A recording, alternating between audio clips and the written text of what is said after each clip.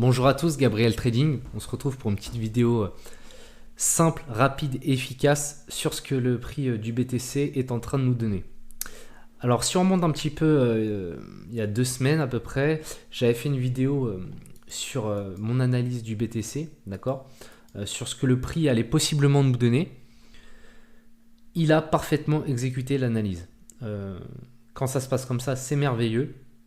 Bon, l'analyse était assez simple, la distribution est magnifique, d'accord. Toutes les phases y sont, les 3/4, pour pas dire la totalité des personnes qui ont une vision SMC ICT avaient prévu cette baisse parce qu'elle était, j'ai envie de dire, inévitable, d'accord. On avait eu le break de la structure et cette chute qui correspondait à la suite de l'UTAD, d'accord. On aurait pu avoir un retest ici pour ensuite redescendre, mais grosso modo c'est parfaitement une magnifique distribution.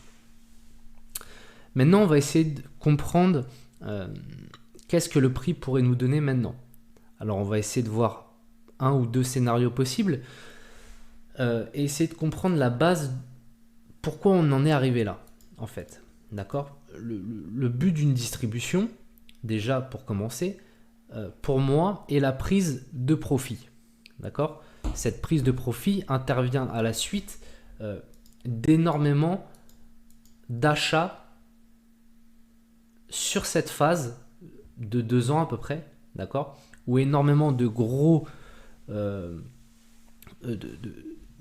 intervenants ont rempli les sacs, d'accord, sur cette zone là depuis 2 ans, novembre 2022, d'accord.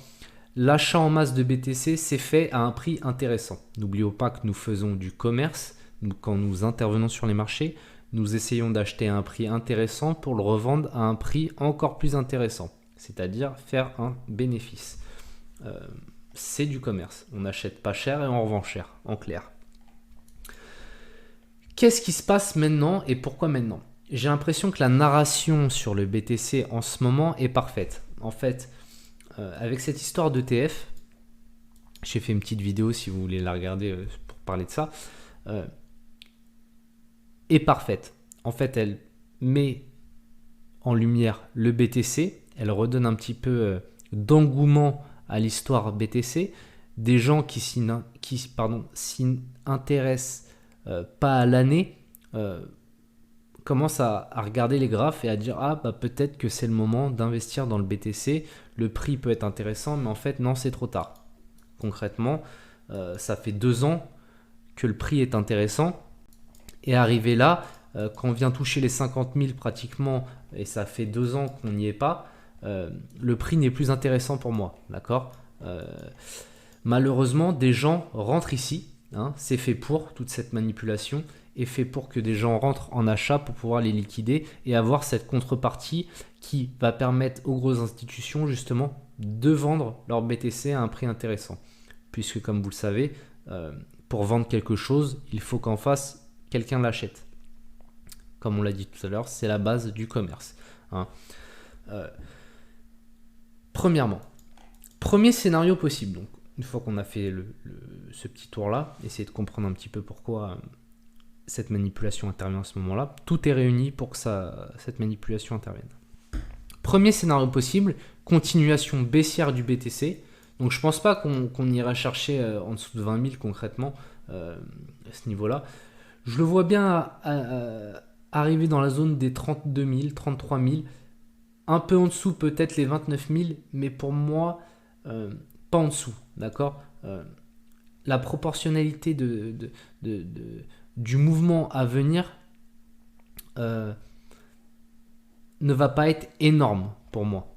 Le mouvement donné par cette manipulation, donc ces ventes en masse, ne va pas être énorme. D'accord. J'avais mis cette petite flèche, donc autour des 30 000. Ok. Donc ça, c'est un scénario qui peut être envisageable. Donc là, le prix, pour moi, on aurait pu retester ce niveau. On va peut-être le retester pour ensuite rechuter. D'accord. Créer une sorte d'inducement et un retest. Donc voilà. Ça serait le premier scénario. Continuer la tendance baissière en court terme. puisque pour moi, sur le long terme, le BTC est quand même bullish, d'accord? Nous allons monter. Mais on fait une petite pause dans ce rallye pour justement prendre des profits et pouvoir racheter le BTC à un bon prix, d'accord? Un espèce de transfert main forte, main faible. Premier scénario. Deuxième scénario possible, qu'est-ce que le prix pourra faire? Et peut-être qu'il est en train déjà de le faire.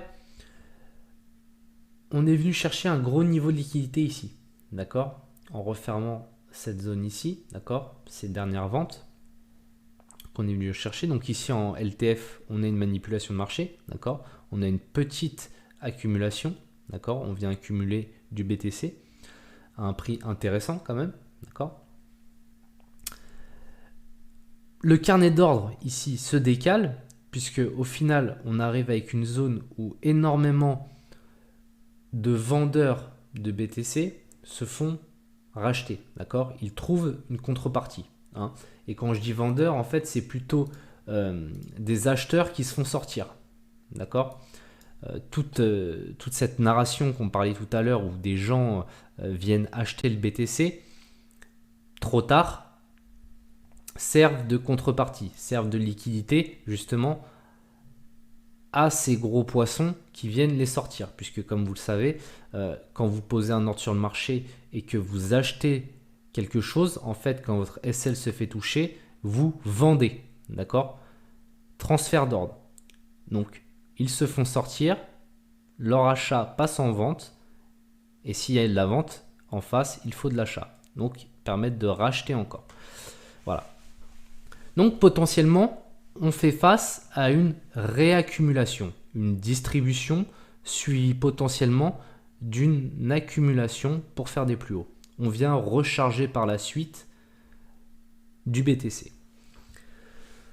Donc pour la première stratégie, ce qui serait intéressant de faire plus ou moins, ce que je ferai pas parce que pour moi j'ai atteint ma capacité en BTC, mais pour celles et ceux qui veulent réinvestir dessus, attention, ce n'est que ma vision.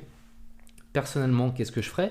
J'attendrai qu'on vienne casser cette zone, d'accord, des 38 500 à peu près, et je commencerai à acheter en DCA, d'accord, puisque de toute façon,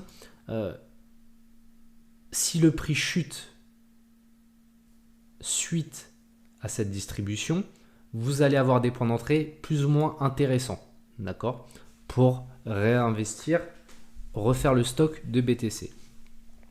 Et même si cette accumulation, cette distribution donne place à une réaccumulation, vous allez avoir potentiellement des points d'entrée qui vont être aux 35 000 par ici, puisqu'on va venir liquider tout ça et potentiellement faire quelque chose comme alors, potentiellement faire ça, liquidation, on crée des niveaux et après on vient liquider et après on monte, ok. Donc voilà, donc il y aura forcément des plus ou moins bons niveaux d'achat, ok. Pour moi le BTC va chuter quoi qu'il arrive sur ces deux scénarios. Après, c'est à quel point il va chuter, d'accord? Si on reste sur cette distribution, pour moi, on peut très bien aller chercher ces niveaux-là des 30 000, d'accord? Ça serait proportionnel à un mouvement baissier donné par cette distribution. Elle est magnifique, mais elle n'est pas énorme non plus, d'accord? Et si c'est une accumulation à la suite de cette distribution, donc une réaccumulation, vous allez avoir des points d'entrée plus ou moins des grosses mèches qui vont venir liquider tous ces niveaux-là. Bon, bien sûr, les stop-loss sont décalés, hein. Je pense pas que ce niveau soit rempli de SL, malgré qu'il y ait un déséquilibre dans le carnet d'ordre ici. En général, les stop-loss sont déplacés, d'accord? Donc, il y en avait énormément ici. On est venu le titiller ici. C'est pour ça qu'il y a eu ce mouvement haussier, d'accord? Le carnet d'ordre se décale et le mouvement apparaît. Donc voilà, donc pour moi, nous allons continuer une baisse au niveau du BTC, d'accord? Potentiellement revenir dans cette zone, peut-être plus haut, combler ce petit déséquilibre, retester cette zone pour rechuter par la suite. Mais quoi qu'il arrive, nous sommes haussiers. Donc pour celles et ceux qui veulent peut-être remettre des bagues sur le BTC, attendez. Attention, c'est ma vision, faites vos propres recherches, mais attendez un petit peu. Je pense qu'on va venir chercher des prix bien plus intéressants pour les retardataires. Si vous avez loupé les 2 ans et que vous n'étiez pas là et que vous venez parce que la narration est belle en ce moment-là, à ce moment précis, excusez-moi, voilà. Faites attention, quand tout est beau, quand tout est rose, quand tout le monde en parle, c'est souvent que c'est déjà trop tard, d'accord ? Et qu'on cherche seulement à créer de la liquidité et pouvoir vendre ce qu'on a acheté à un prix intéressant. Donc voilà pour ce que je pense un petit peu du BTC en ce moment. C'est une petite vidéo rapide, je ne peux pas trop détailler là parce que j'ai pas trop le temps, mais c'est l'idée que j'ai plus ou moins du BTC. J'essaierai de faire une vidéo un peu plus précise quand j'aurai un peu plus de temps, mais voilà, c'est les grandes lignes pour ce moment précis sur le BTC. Donc je vais vous laisser là-dessus. Abonnez-vous si ça vous a plu, si vous voulez que je continue ce genre de petites vidéos, si ça peut vous intéresser. J'ai pas de notes, c'est totalement improvisé. Donc de temps en temps, c'est possible que ça soit un petit peu décousu, d'accord, que les idées se perdent et que ça soit peut-être pas très audible, on va dire. Donc je m'en excuse, mais j'aspire à m'améliorer. Donc voilà, donc abonnez-vous si ça vous a intéressé. N'hésitez pas à lâcher un petit commentaire, à essayer de m'expliquer votre vision de comment vous voyez la chose. C'est toujours intéressant de partager. Je suis totalement ouvert à toute critique ou à toute théorie sur ce que le prix peut faire. J'aime échanger. Donc voilà. Je vous remercie à tous d'avoir regardé la vidéo.